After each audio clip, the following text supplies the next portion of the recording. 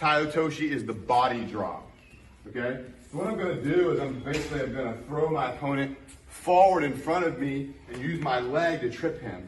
I'm gonna turn around just like I'm doing a shoulder throw though, okay? So I'm gonna grab the sleeve here or at the seam, whichever one you like. Make sure you grab the seam. Don't just grab anywhere on the sleeve. Grab the seam of the gi, right? Or you can grab the pocket grip. Also, opposite side grabbing the collar.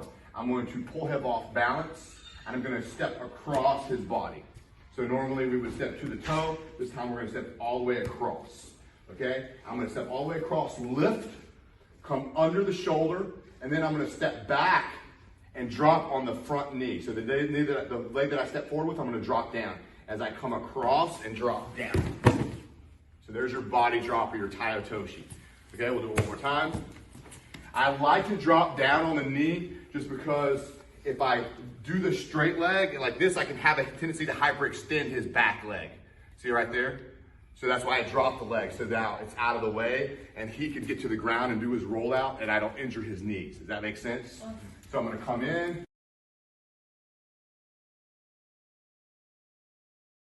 Okay? Off balance, position, execution. So I'm going to immediately get my grip,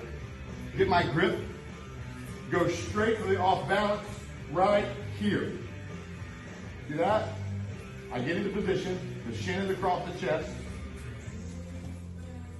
Do it again, grips, plant your foot, turn onto your side, slide the knee across the chest, make sure the other foot is connected to the top of the knee. Don't let it rest on the floor. Keep it attached to the top of the knee. I'm going to pull my opponent forward. I'm going to get their butt off the floor.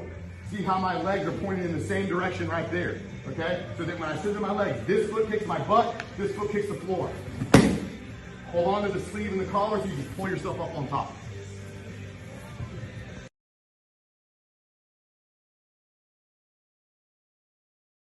Later on. Okay, so we're going to use the scissor sweep to set up the triangle choke. Okay, and it's kind of sneaky. So I'm going to grab the sleeve and the collar. I'm going to go into my scissor sweep position. I'm going to put my foot on the hip. I'm going to kick this leg out and I want to get this arm out of the way. So I'm going to come out around the arm and push the arm out of the way. So it's completely out and in between my knees now. See that? It's not in between my knees. I'm going to let this leg now slide up and come around the neck and I'm going to pull him forward as I turn and there's my triangle choke. I'm still not letting go of the collar, so his face is turning nice and red. Okay, one more time. So sleeve, collar, knee on the chest, foot on the hip. I'm gonna get the arm out of the way first. I'm gonna smash it, blam, up against his chest. Come up, turn the angle, choke him. There it is.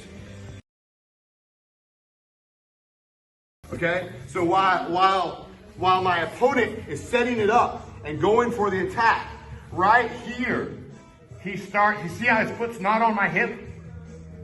He can't control my posture. I escape. See it? Hands down, push the hips, head up. I escape. Staple pass. Pass the guard.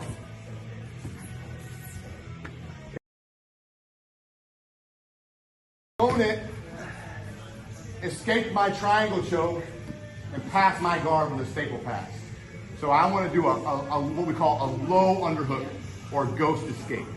I got to get this arm out and I need to move him this way. I want to get this arm out. This arm needs to get into his armpit.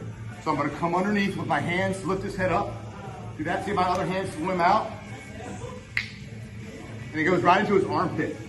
See that? And now in order to get out, I just have to scissor my legs and get onto my stomach. So watch me scissor my legs. As I lift my arm.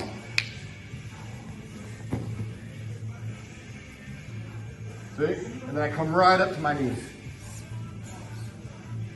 Okay?